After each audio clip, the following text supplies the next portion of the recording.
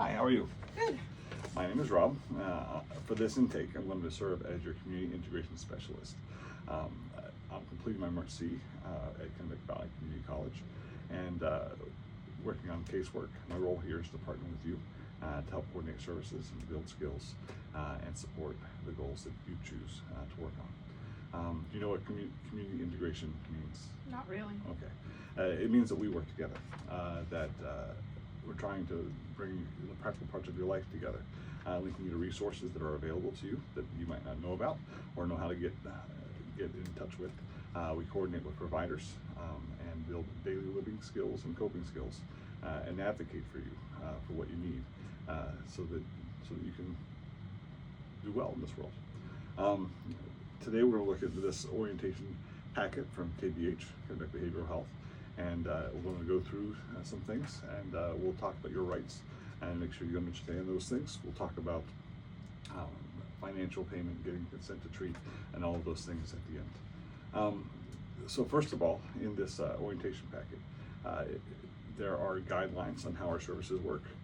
We see that right here. We talk about payment and financial responsibilities and how that gets taken care of. We go over your rights of recipients and what that means for you. And it has also the consent to treatment and the privacy practices, the notice that we can't share your information with anybody. And also, we look at the program and services overview, and you'll get a copy of everything that's in here. But why don't we go over those rights of recipients first? And this is really important. So first, your basic rights. I'm going to explain the rights, and then I'm going to just check with you to make sure that I explained it clearly enough and that you understand. Okay? All right. So first of all, the basic rights is this: that you have the same civil rights as anybody else. You'll be treated with respect. We'll protect you from abuse or neglect, and there can be no retaliation for anything that you say or do. We want to make sure that we respect you and protect those rights. In your own words, what does a respectful care look like to you? This is a safe space for me to be myself without judgment. Okay, good. Secondly, we'll look at the confidentiality and access to records. Your information is private, and we can't give it out to anybody unless you give us express written consent. We call that a release of information. If that ever needs to happen, you can fill that out. We'll get it filled out and signed, and then we can talk to whoever your providers are. There are some instances in legal with some type of with the law where we may have to, but that's all falls within the law. If something were to happen, or we wanted to coordinate with a provider, what would we have to do? I would need to have written consent. Okay, good. Third is the individual treatment or service plan. You get to create your own plan. It's your plan. We work on it together, but they're your goals, and who will do what and when it takes place and how we kind of measure the success of those goals. And once it's all done, if you like, you can have a copy, and if you ever want to make a change, we can sit down and do that as well. What's a goal that you'd like to work on?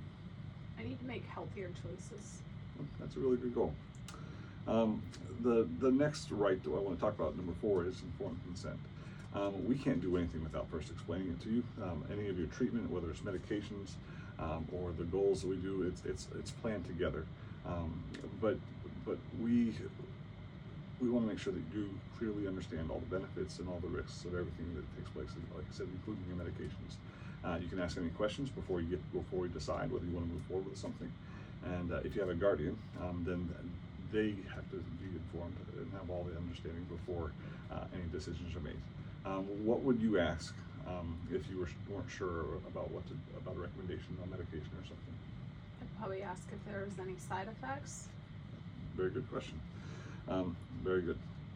Number 5 is assistance in the protection of your rights. You have the right to appoint a representative, somebody that you want to help protect your rights.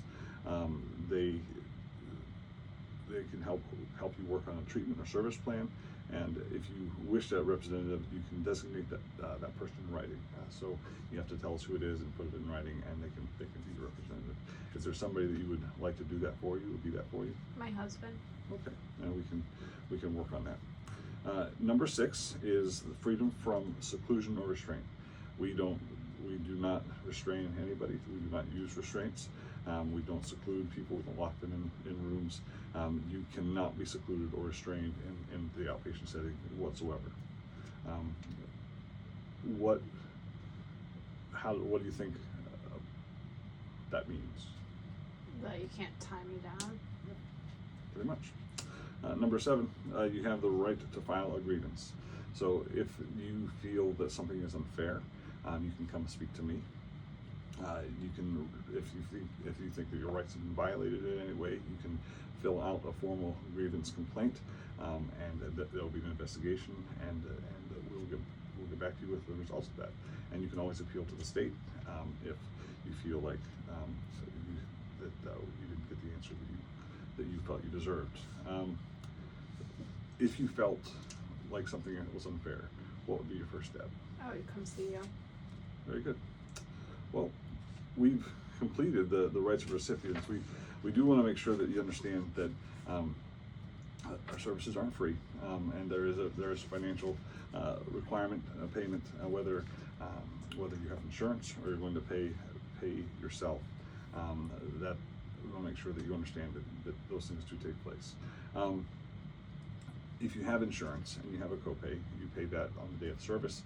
If you're paying out of pocket, that's also paid on the day of service. Are you interested in moving forward with treatment? Yeah. Okay. Well, in that case, I want to have you print your name right here, Okay. and then sign right here. This is this just first of all shows that you received the orientation manual. It says, I've received a copy of the Kennebec Behavioral Health Orientation Guidelines, an agreement to use and pay for services, rights of recipients, and mental health services. This just shows that you've received all the information we just talked about.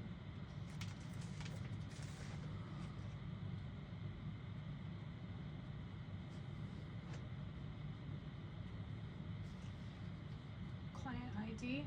No. No. Oh yeah, I don't do that one, sorry. That's okay. No worries. I don't know today's date. Today would be September 20th, 2025. And then I can sign as the witness. Okay.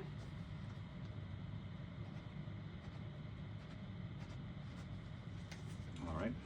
This part right here says the client statement of understanding for payment of services. When you sign your name below, you agree to these statements. I agree to pay for the services that I or my child receives. If I wish to use health insurance to help pay for services, I give permissions to Kennebec Behavioral Health to talk with my insurance company. If the person that is insured is someone other than me, I know that the bills for services and possibly insurance information will be sent to the guarantor. Insurance will be paid directly to Kennebec Behavioral Health. If I do not have insurance or do not agree to use it, I will pay for services according to the Kennebec Behavioral Health fee schedule. Fees may change over time. If they change, Kennebec Behavioral Health will let me know in advance. Pretty much what it says is if you have insurance, this allows us to bill your insurance. If you don't want to use your insurance and you're going to pay yourself, that you understand that you are responsible. And the fees or the charge may change over time. Would you like to use insurance? I would like to, but I don't have any. Okay, so you're going to pay out of pocket? Yes. Okay, so if this signature right here says that you agree to pay out of pocket, if you could sign there and date next to it.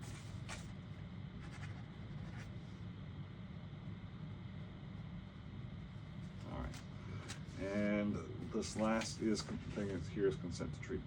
When you sign your name below, in this section right here, you agree to these statements. I freely give my consent for staff members at Kennebec Behavioral Health to provide treatment to the client named. That would be you.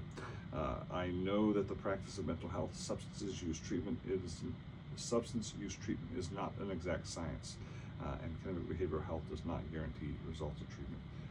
So I just want to make sure you understand, by signing this, that you allow us you give us consent to treat you, but that also acknowledges that you know that this isn't an exact science, and we cannot guarantee that we'll be successful in this. Okay, we cannot guarantee results. Okay. What do you think that means? It means that I can receive treatment, but you're not guaranteeing that it's going to fix me. Okay. Would you like to move forward with treatment? Yeah. Okay. So sign right here.